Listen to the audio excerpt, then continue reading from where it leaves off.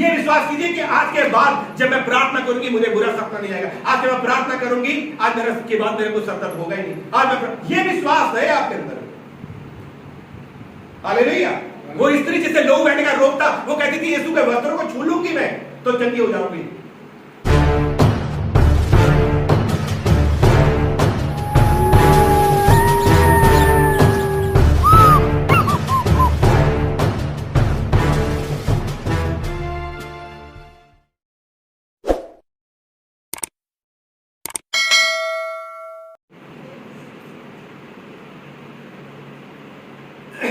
हम देखिए प्रार्थना के लिए क्या महत्वपूर्ण है। हम प्रार्थना जब करते हैं तो प्रार्थना के लिए क्या महत्वपूर्ण है, वो सबसे जो महत्वपूर्ण है वो है हमारा विश्वास। यदि हम प्रार्थना में आते हैं, प्रार्थना करते हैं, चाहे अपने घर में करें और चाहे जो है अपने परिवार में करें या चर्च में करें, तो प्रार्थना में जो महत्वपूर्ण है वो है हमारा विश्वास, क्योंकि विश्वास के बिना उसे प्रसन्न करना अनहोना है। हम परमेश्वर को विश्वास से ही प्रसन्न कर सकते। विश्वास के साथ कर्म भी बहुत जरूरी है। यदि हम विश्वास करते हैं और कर्म ना करें तो हमारा विश्वास बेकार है। कर्म करते हैं विश्वास ना करें तभी बेकार है, क्योंकि कर्म और विश्वास एक कड़ी के दो पहलू हैं और दोनों का बहुत बड़ा योगदान है प्रार्थना में। यदि आप प्रार्थना नहीं करेंगे तो सामर्थ कैसे पाएंगे, कैसे आप परमेश्वर के आशीषों को प्राप्त कर सकते हैं, कैसे आप परमेश्वर की इच्छा को जान सकते हैं, कैसे आप परमेश्वर की योजना को जान सकते हैं। और उसको जानने के लिए आपको परमेश्वर के साथ संगति करना पड़ेगा, परमेश्वर के साथ समय बिताना पड़ेगा कि आप प्रार्थना में बैठ रहे हैं। ठीक है। अब जब हम प्रार्थना में बैठते हैं, प्रार्थना करते हैं, तो हम विश्वास के साथ आए। जब हम प्रार्थना में बैठते हैं, कई बार हमारे जीवन में विश्वास नहीं है। चर्च आते हैं तो कई बार ऐसा लगता है जैसे विश्वास घर पे छोड़ के आ गए, और विश्वास कोई पॉकेट में रखी हुई पैसे के समान नहीं है कि जब कुछ लेना हुआ तब विश्वास निकाला, पॉकेट में पैसा ही निकाला और चीज ले ली। तो विश्वास पॉकेट में रखे हुए पैसे के समान नहीं है कि जब जरूरत पड़े तब इस्तेमाल करो।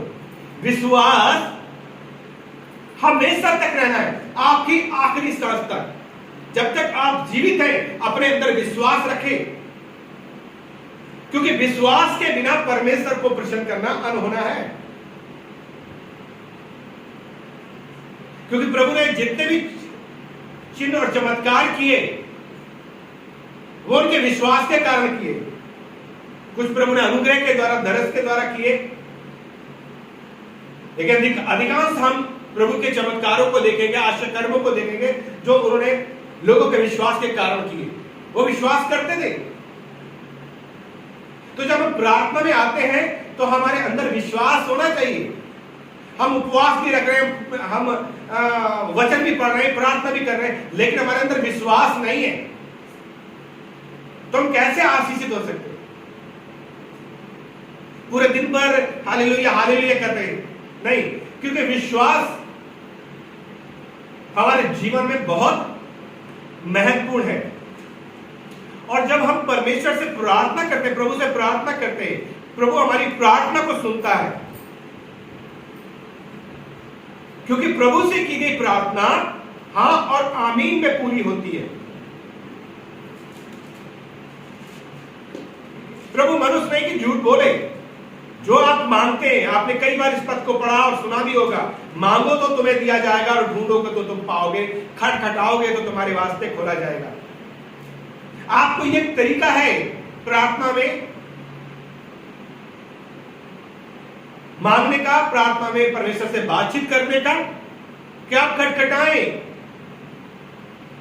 ढूंढें, और ढूंढने के लिए आपके पास परमेश्वर का वचन है। इस बात की खोज में रहो कि प्रभु किन बातों से प्रसन्न होता है।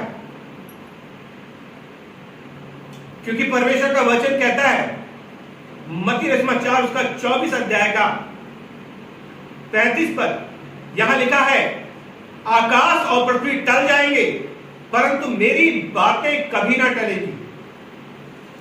उसका वचन बगैर कार्य किए वापस नहीं लौटता है।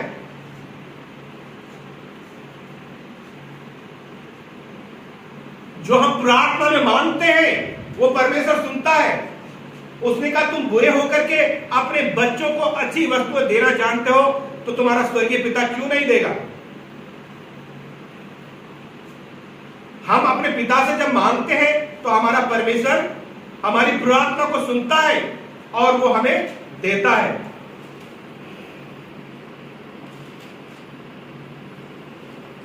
हम परमेश्वर से मांगे, जब बुरे होकर के हम अपने बच्चों को अच्छी वस्तु देना जानते तो हमारा स्वर्गीय पिता क्यों नहीं देगा। आपने कई बार इस बात को पढ़ा होगा कि अगर तुम्हारा बच्चा तुमसे अंडा मांगे तो बिच्छू नहीं देते, रोटी मांगे तो पत्थर नहीं देते, मछली मांगे तो सांप नहीं देते। तो जो मांगते हैं हमारे बच्चे हम देते तो हमारा स्वर्गीय पिता क्यों नहीं देगा। देखिए, मांग किस तरीके से रहे, भोग विलास में उड़ाने के लिए या कुकर में उड़ाने के लिए, गलत कामों के लिए उड़ाने के लिए। मांगने के पीछे आपका उद्देश्य क्या है और क्या मांग रहे हैं आप, आपको यह भी जानना चाहिए। तो मैं इन सब चीजों को लेकर के आपसे बातचीत कर रहा हूं। क्या प्रार्थना में आ रहे हैं तो आपके अंदर विश्वास होना चाहिए, क्योंकि प्रभु से की गई प्रार्थना हाँ और आमीन में पूरी होती है।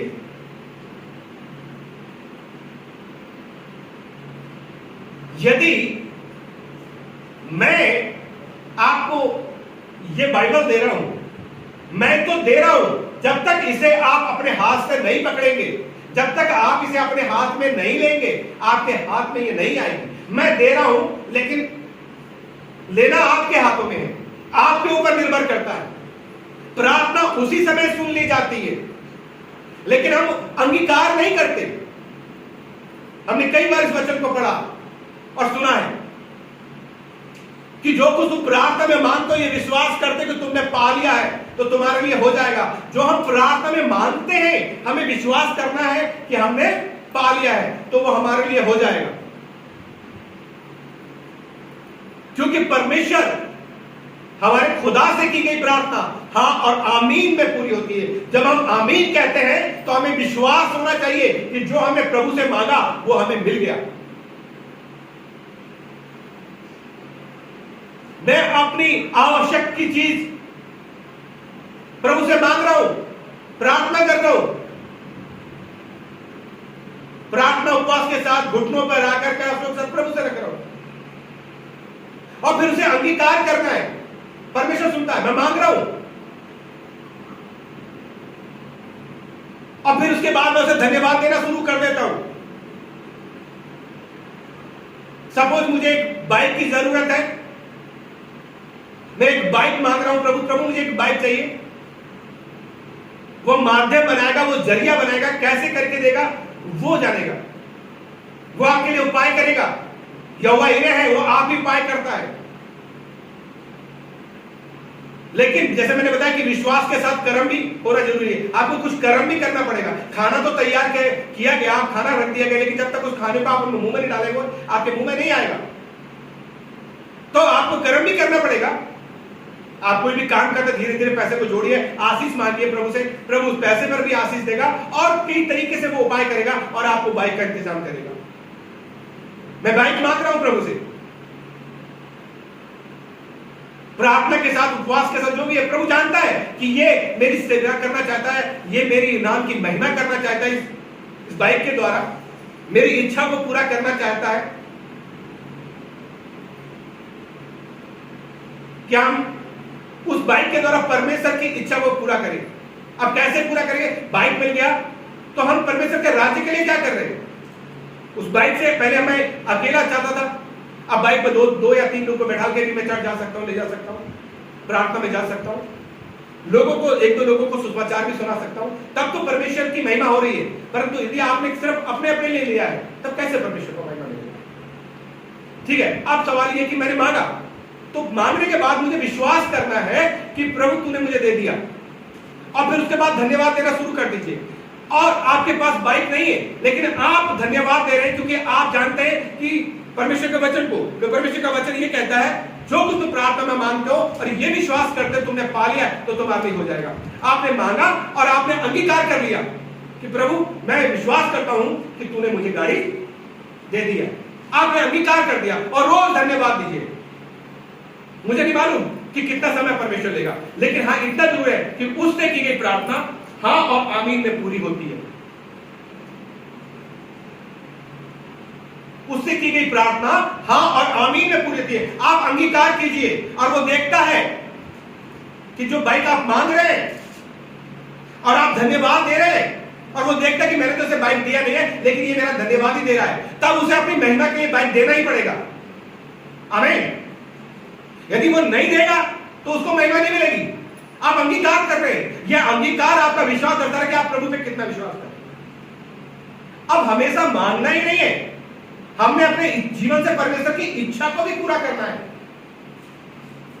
हालेलुया।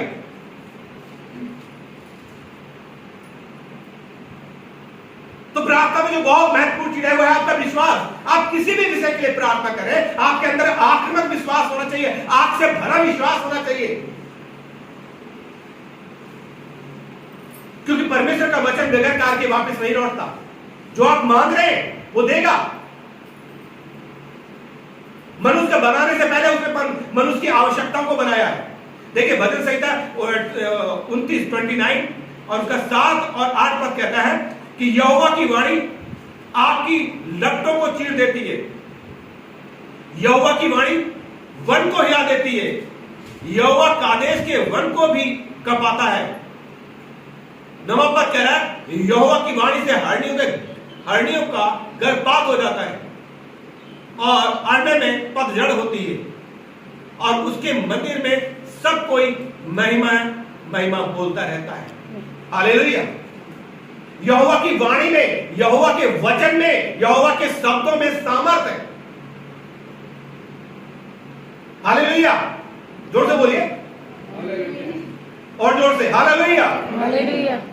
क्योंकि जब हम परमेश्वर के पास आए, हम उस परमेश्वर के पास आए जिससे की गई प्रार्थना हाँ और आमीन में पूरी हो रही है। आप अपने बेटे के लिए, बेटी के लिए, किसी भी चीज के लिए आप प्रार्थना कर रहे हैं, आप उपवास के साथ प्रार्थना कीजिए, गिड़गिड़ा के प्रार्थना कीजिए, लगातार प्रार्थना कीजिए। क्यों नहीं सुनेगा? हालेलुया। आज मेरे पास किसी का फोन आया और उसने मुझे बताया कि मुझे जो है रात को शैतान सपने के द्वारा परेशान करता है और उसका पति बता रहा कि मेरी पत्नी के को प्रॉब्लम हो रही थी, उसके पेट में दर्द हो रहा था, उसका ऑपरेशन का सही है क्योंकि उनकी डिलीवरी ऑपरेशन के द्वारा हुई है, तो काफी समय हो गया है, उनको शायद 2-3 महीने हो गए, 3 महीने करीब हो गया। तो उसको प्रॉब्लम हो रहा था, उसका पति उसके लिए प्रार्थना कर रहा था। हमारे ही चर्च का सदस्य है वो, और बाहर वो नौकरी करते हैं, दोनों रहते हैं, उनका पति नौकरी करता है, और वो बता रहा कि मेरी पत्नी को प्रॉब्लम, पेट में दर्द हो रहा था, मैं प्रार्थना कर रहा था और तो मैंने प्रार्थना में शैतान के चेहरे को देखा और वो कह रही है मैं प्रार्थना करती हूँ और मुझे शैतान दिखाई देता और वो हंसता है। ठीक है, अब आप सुनिए। और वो क्या करेगी? जब भी मैं प्रार्थना करती हूं तो मुझे ऐसा होता है, जब भी मैं प्रार्थना करती हूं। आप ये कह रहे हैं कि हो सकता है कि सपने के द्वारा शैतान आपको डिस्टर्ब कर रहा है। देखिए, मैं ये कहूंगा कि शैतान का कोई वजूद नहीं हमारे खुदा के आगे, हमारे परमेश्वर के आगे, क्योंकि स्वर्ग उसका सिंहासन है, पृथ्वी उसके चरणों की चौकी है। वचन कहता पृथ्वी उसने मनुष्यों को दी है। हम कई बार मौका देते हैं शैतान को जीवन में काम करने का, हमारे कार्यों के द्वारा, हमारे व्यवहारों के द्वारा और हमारी जिंदगी के द्वारा, तब शैतान हमारे जीवन में काम करता है। वरना शैतान को नहीं। अब अगर आप दरवाजा खोल के रखोगे और सो जाओगे तो चोर तो घुस ही जाएगा घर में, लेकिन अगर आपके दरवाजे बंद होंगे और लॉक लगाकर अगर आप सो रहे हो तो चोर आपके घर में कभी नहीं घुस सकता।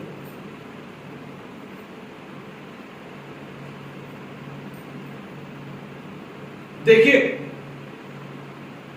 अब आप प्रार्थना कर रहे हैं और आप ये कह रहे हैं कि मुझे सपनों में दिखाई देता है। भैया, हो सकता है कि शैतान 1-2 बार नहीं, 2 बार नहीं, 4 बार 5 बार दिखाई दे गया हो सपनों में आपको।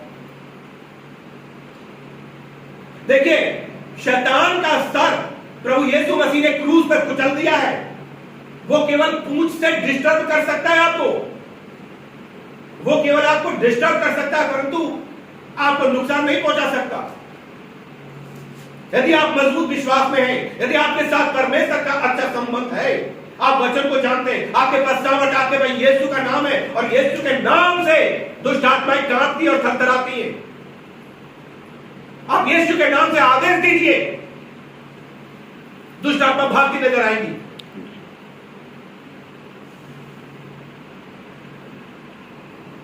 तो आपके पास यीशु का नाम है जो सब नामों में श्रेष्ठ है। आपको कह रहा है कि भाई मुझे, या वो स्त्री कह रही है कि सपने के द्वारा मुझे परेशान कर रहा है, वो कह रहा है मैं प्रार्थना में देख रहा हूं और लगातार अगर वो उसे सपने में दिखाई दे रहा है तो आपने क्या करा? आप पर विश्वास करना पड़े। आपको 1 बार 2 बार 3 बार 4 बार 5 बार हो सकता है वो डिस्टर्ब कर रहा हूं। आपने कह दिया भैया मुझे सपने में दिखाई देता है। दिखाई देता का मतलब है कि आपने प्रभु पर विश्वास ना करके शैतान पर विश्वास करा, और यही तो शैतान चाह रहा है कि आप करें। वो किसी तरीके से अपनी नेगेटिव एनर्जी को आपके अंदर पैदा करना, क्योंकि देखिए हम आशावादी लोग हैं। हालेलुया। देखिए, शैतान पाप को लेकर के आया और पाप मृत्यु को लेकर के आया। पाप ने मृत्यु का जन्म दिया। शैतान पाप को लेकर के आया, पाप ने मृत्यु लेकर के आया, क्योंकि पाप की मजदूरी मृत्यु है। और शैतान सोच रहा मैं कामयाब हो गया हूं, परंतु यीशु मनुष्य बन के आया और उसने मृत्यु को हरा दिया, और शैतान का जो असली डंक था उसको उसने तोड़ दिया। उसने कहा मृत्यु तेरी फतह कहां रही, तेरी विजय कहां रही, क्योंकि मृत्यु को विजय ने निकल लिया। सो यीशु ने मृत्यु को हरा दिया, मर के तीसरे दिन जी उठा। तो जिंदा खुदा तुम्हारा खुदा तुम्हें मालूम है कि नहीं है? जैसे यीशु कहता है कि मुझे निश्चय मेरा छुड़ाने वाला जीवित है। आपको निश्चय होना चाहिए जो आपके साथ रहता है वो जिंदा परमेश्वर है। जितने पैदा हुए वो सभी मर गए, निकला मुर्दों में से जिंदा हमारा मसीह, या मसीह, या मसीह। वो परमेश्वर आपके साथ रहता है, और यहोवा के डरवैयों के चारों ओर उसके दूत छावनी डाल के उन्हें बचाते हैं। आपके चारों ओर आप यदि परमेश्वर का भय मानते हैं, परमेश्वर के दूत आपके साथ रहते हैं। लेकिन जब आप कहते हैं, आपको हो सकता है वो सपने के द्वारा डिस्टर्ब करा, 1 बार या 2 बार या 3 बार आपको उसने सपने के द्वारा परेशान किया, क्योंकि उसका वैसे तो वो परेशान नहीं कर सकता, तो सपने के द्वारा अब वो देख रहा है कि मेरी चल नहीं रही है, तो वो आपको सपने के द्वारा डिस्टर्ब कर रहा है, और आपने इस बात पे मोहर लगा दिया। 1 बार आ गया, 2 बार आ गया, 3 बार आ गया, 5 बार आ गया। अब आपने क्या कहा? भैया मुझे सपने में शैतान हमेशा दिखाई देता है, परेशान करता रहता है। तो आपने ये विश्वास कैसे कर दिया? आपने शैतान पर विश्वास। समझने वाली बात है कि आपने का करता रहता है, इसका मतलब है कि आपने उसकी बात पर, उसने जो चाल चली आपके ऊपर, आपने उसकी चाल पर मोहर लगा दी। क्या मुझे दिखाई देता है? तो फिर वो तो आपको लगातार ही दिखाई देता रहेगा। आपका विश्वास यह होना चाहिए कि अब मैं यीशु के पास आया हूं, क्योंकि यहोवा की वाणी आग को चीर देती है, तो शैतान किस चीज की बोली? आमीन, आमीन, जोर से बोलिए आमीन, आमीन। आप जिंदा खुदा आपका खुदा है, तो आपको यह विश्वास होना चाहिए कि जब मैं प्रार्थना करूंगी या करूंगा, आज के बाद मुझे बुरे सपने नहीं आए, क्योंकि उसने की गई प्रार्थना हाँ और आमीन में पूरी होती है। क्योंकि जब हम आमीन कहते हैं तो इसका मतलब है जो हमने मांगा उसे प्रभु ने पूरा कर दिया। क्योंकि जो को तुम प्रार्थना में मांगते हो, ये विश्वास करते हो तुमने पाले तो नाले हो जाएगा। आप अंगीकार कीजिए। हालेलुया। परमेश्वर आपको आशीषित करेगा। तो आप विश्वास कीजिए कि आप प्रार्थना कर रहे हैं और आपकी प्रार्थना सुन ली गई है।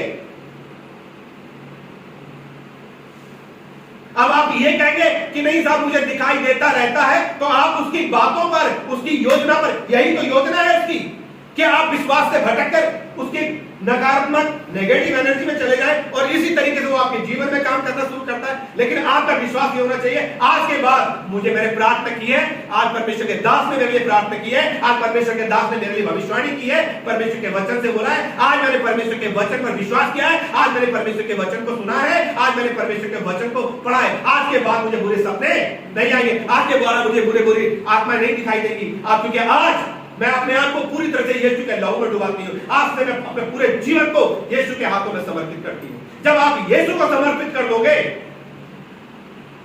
खुदावंद खुद मेरा चौपान है, कमी का मुझे कुछ नहीं ध्यान है, खुदावंद खुद मेरा चौपान। वो हमारा रखवाला है, वो हमारा चरवाहा है, यहोवा मेरा चरवाहा है, मुझे कुछ घटी ना होगी। वो मुझे हरी हराई चराइयों में ले चलता है, वो मुझे सुखदाई जल के झरने के पास ले चलता है, वो मेरे जी में जी ले आता है। हालेलुया। उसके सोटे और लाठी से मुझे शांति मिलती है। परमेश्वर हमारे साथ है, यहोवा हमारे साथ है, हमारा खुदा हमारे साथ है, तो कोई शैतान आपको छू। अब आपके पेट में दर्द हो रहा है, अब एक बार नहीं, दो बार नहीं, 4 बार हो गया, हो सकता है आपके पेट में गैस बन रही हो। आप भैया मैं जब प्रार्थना करती मेरे पेट में दर्द ही होता रहता है, तो आपने उस दर्द पर मोहर लगा दिया। सर दर्द हो, सर दर्द ही होता रहता है, होता रहता क्यों कहते हैं आप? ये समस्या कभी भी किसी को कहीं पर भी हो सकती है। हो सकता है दर्द गैस का हो सकता है कुछ और प्रॉब्लम हुई हो। प्रार्थना करें और प्रार्थना के साथ दवाई भी ले सकते हैं, आप खाएं, परमेश्वर चंगाई देगा। दवा दुआ, कई बार दवा काम नहीं करती है, दुआ तो है सबसे ऊपर। विश्वास है तो दवा की भी जरूरत नहीं है। लेकिन मैं ये नहीं कहूंगा कि आप दवा मत खाइए, नहीं, क्योंकि डॉक्टर को भी परमेश्वर ने बनाया है, उसको भी बुद्धि और अकल परमेश्वर ने दिया है। क्योंकि अगर बुखार है पैरासीटामोल देना तो वो सल्फात नहीं देता, पैरासीटामोल ही देता है। तो अक्ल और बुद्धि देने वाला परमेश्वर है, परमेश्वर ने उसको इस योग्य बनाया, पद पृथ्वी का सम्मान परमेश्वर ही देता है। आमीन। तो इसलिए हमारे अंदर ये बातें नहीं होनी चाहिए, नेगेटिव बातें नहीं होनी चाहिए, ठीक है। अब आप कह रहे भैया क्या करूं, मैं प्रार्थना करता हूं, मुझे नींद ही आती रहती है। अब नींद का मतलब क्या है भैया? हो सकता है कि कई कारण है, नींद ही आती रहती है, तो शैतान को तो चाहिए था मौका और वो काम करने। लेकिन शैतान इस बात की खोज में रहता है कि कब किसको फाड़ खाए। आप मौका दे रहे हैं, आप कह रहे नींद आती रहती है, तो नींद आती का हो सकता है कि आपने रात भर टीवी देखी हो तब आपको नींद आ रही है, हो सकता है आपने ज्यादा टाइम काम किया है ना, हो सकता है आपने ज्यादा परिश्रम किया, मजदूरी दिहाड़ी करी है, या आपने 8 घंटे के जगह 14 घंटे काम करा है, तो हाड़ मांस का शरीर है, तो इसको तो आराम चाहिए। और इसलिए देखिए सुलेमान बहुत बुद्धिमान व्यक्ति था, और इसलिए सुलेमान कहता है कि हर एक चीज का समय है, रोने का समय, हंसने का समय, गाने का समय, आनंद का समय, मित्रों आराम करने का समय, खाने का समय। अब आराम करने के समय हमें आराम करना है, खाने के समय हमें खाना खाना है, प्रार्थना के समय प्रार्थना करना है। जब आप हर एक चीज को अपने रूटीन में ले लोगे, खाने के समय खाना खाओगे, सोने के समय सोओगे, आराम करने के समय आराम करोगे, आपको नींद नहीं आएगी। नींद क्यों आ रही है वो आपको खुद पता है, इसका जवाब आपके पास है। लेकिन आप कह रहे मैं जब भी प्रार्थना करता हूं मुझे नींद आती है। आपने फिर शैतान की बातों पर मोहर लगा दिया कि आज मैं प्रार्थना करूंगी, आज जब मैं प्रार्थना में होंगी, आज के बाद जब मैं प्रार्थना में होंगी, जब मैं परमेश्वर के अपने प्रभु के साथ समय बिताऊंगी, मुझे नींद नहीं आएगी। तो आप इसको एक्सेप्ट करें, स्वीकार करें। Hallelujah, hallelujah. क्योंकि परमेश्वर को प्रसन्न करने के लिए हमें क्या, हमें इस बात की खोज में रहना है कि प्रभु किन बातों से प्रसन्न होता है। अपने जीवन से अपने विश्वास को दिखाएं, अपने व्यवहार में अपने विश्वास को दिखाएं, अपने कार्य में अपने विश्वास को दिखाएं। बाइबल लेके घूमने से विश्वास ही नहीं होगा। विश्वास प्रैक्टिकल दिखाए, विश्वास का प्रैक्टिकल दे, आपका व्यवहार, आपका लाइफ स्टाइल, आपका जीवन दिखाए क्या आप विश्वासी हैं। बाइबल तो कहती है विश्वासियों को चिन्ह होंगे कि वो मेरे नाम से प्राणा से किसी भी पी जाएंगे, उन्हें कोई हानि नहीं होगी, सांप और बिच्छू को उठा लेंगे। हालेलुया। इसका गलत उपयोग नहीं करना है। इसका मतलब ये नहीं कि विश्वास करना जाकर के मैं विष पी लूं, नहीं। क्या अगर ऐसी परिस्थिति में धोखे से हमने कुछ पी लिया है या किसी ने हमें कुछ दे दिया है और हम विश्वास की प्रार्थना करेंगे, हमें लेकिन अगर ट्रेन की पटरी के आगे जानबूझ जाकर लेटेंगे तो तब तो पटरी के नीचे आएंगे। विश्वास कैसा होना चाहिए?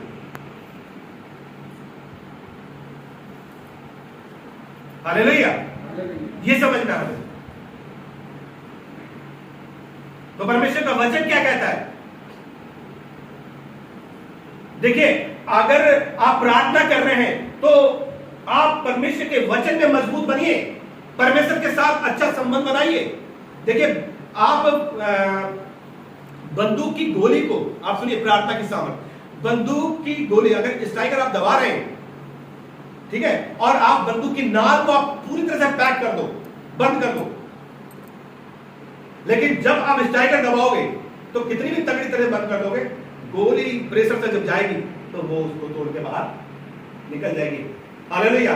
प्रार्थना आपके अंदर है, प्रार्थना आपके अंदर है, आप प्रार्थना कर रहे हैं तो आपको विश्वास रखना चाहिए। और प्रार्थना आप करेंगे तो ये बुरे सपने नहीं आएंगे आपको, शैतान आपके परिवारों में काम नहीं करेगा, क्योंकि आप प्रार्थना कर रहे हैं। और प्रार्थना करना अपने पति को सिखा रहे हैं, प्रार्थना करना अपने बच्चों को सिखा रहे हैं, प्रार्थना करना अपने बेटी बेटे को, अपने सास ससुर को, अपने माँ बाप को सिखा रहे हैं। जो भी सीख रहा है वो दूसरे को सिखा रहा है। जो बातें तुमने सीखी है वो दूसरे को सिखाओ। हालेलुया। तो प्रार्थना वो है कि आप स्ट्राइकर दबाइए तो सही, शैतान नजर, प्रार्थना की गोली चलाइए, वचन की तलवार, हालेलुया, शैतान का सामना करने के लिए। हमने कई बार आपको बताया, उद्धार का टोप, धार्मिकता की झिल्लम, मेल के सुसमाचार के जूते, विश्वास की ढाल, वचन की तलवार, है ना, ये लेके हम शैतान का सामना करें तो लिखा है शैतान तुम्हारे सामने से भाग खड़ा हो जाएगा। हालेलुया। आपको बुरे सपने नहीं आएंगे। तो जो बहन थी, मैंने उन्हें बताया, क्या आप ये मत कहिए आता रहता मत कहिए, ये विश्वास कीजिए कि आज के बाद जब मैं प्रार्थना करूंगी मुझे बुरा सपना नहीं आएगा। आज जब मैं प्रार्थना करूंगी, आज मेरे के बाद मेरे को सर दर्द होगा ही नहीं। आज मैं, ये विश्वास है आपके अंदर। हालेलुया। वो स्त्री जिसे लोग बैठने का रोकता, वो कहती थी यीशु के वस्त्रों को छू लूंगी मैं तो चंगी हो जाऊंगी, केवल वस्त्र छूने को मिल जाए। जब आप प्रभु के पास आते तो विश्वास लेकर के, विश्वास घर रख के मत आइए, विश्वास पड़ोस में रख के मत आइए, विश्वास खेत में रख के मत आइए। आप खाली खाली चले आ रहे हैं, आपके अंदर विश्वास होना चाहिए, और विश्वास के बिना उसे प्रश्न करना होगा। ऐसे विचार, एक बार दर्द, दो बार दर्द, दुख तकलीफ आया है, यीशु के नाम से प्रार्थना कीजिए, परमेश्वर आशीषित करेगा। हालेलुया। तो आए ऐसे नकारात्मक विचारों को निकाल दें। एक बार सर में दर्द हुआ, हो सकता है भैया गैस का दर्द हो, या कोई और कारण दर्द हो, या गर्मी के कारण दर्द हो, या बुखार के कारण, इसका मतलब ये नहीं है होता ही रहता कि मत करिए। अब वो टाइम नहीं रहा कि हम होता रहता, क्योंकि हम यीशु के लोग हैं और हाड़ मांस का शरीर है। तभी बोलता हूं कि सोने के समय सो, खाने के समय खाना खाओ, आराम करने के समय। अब खाना भी नहीं खाया, पूरी वीडियो देख रहे हैं, पूरी जो है मूवी देख रहे हैं, पूरी फिल्म देख रहे हैं जो आ रहे हैं, या पूरा ही नाटक देख रहे हैं, भले नींद आ रही है, तो क्या होगा? जब नींद पूरी नहीं होगी, रात भर मोबाइल चलाओगे तो आंखों में भी दर्द होगा, सर में भी दर्द होगा, नींद भी। अब आप कह रहे हो प्रार्थना, मुझे नींद आती रहती है, मुझे दर्द होता रहता। अरे आपके पास ही तो जवाब है। आप माँ बाप से एक दूसरे से छुपा सकते हो, परंतु आपके पास उत्तर है कि नींद क्यों नहीं आ रही थी, दर्द क्यों था, थकावट क्यों थी। हाड़-मांस का शरीर है ना, ये मशीन तो नहीं है। Hallelujah, hallelujah. अब लालच इतना घंटा आ गया हमारे अंदर कि 8 घंटे काम करें 16 घंटे कर ले। अरे परमेश्वर को आशीष देनी होगी ना, तो वो 8 घंटे के में देगा। आप उस पैसे पर जो 8 घंटे में आपका आशीष मांगिए, प्रार्थना कीजिए प्रभु आशीष। लेकिन आप 16-16 घंटे लगातार काम कर रहे हैं, तो ये मांस का शरीर में दुख रहेगा। गोधन गजधन बासधन और रतन धन खान, जब आवे संतोष धन सब धन दूरी समान। संतोष रखे, जो कुछ बाइबल में कहती है, जो कुछ तुम्हारे पास में है उसी से संतुष्ट रहो, ना कुछ लाए और ना कुछ ले जा सकते हैं। तो हर एक चीज के समय को, मूल्य को समझो। लिखा है अवसर को बहुमूल्य समझो क्योंकि दिन बुरे हैं। समय का पूरा पूरा उपयोग करो। इसलिए प्रार्थना के समय प्रार्थना, चर्च के समय चर्च, सोने के समय सोना, खाने के समय खाना, परिश्रम के समय परिश्रम, आराम के समय आराम। आमीन। सो परमेश्वर आपको इन वचनों के द्वारा आशीष दे। सबको जय मसीह।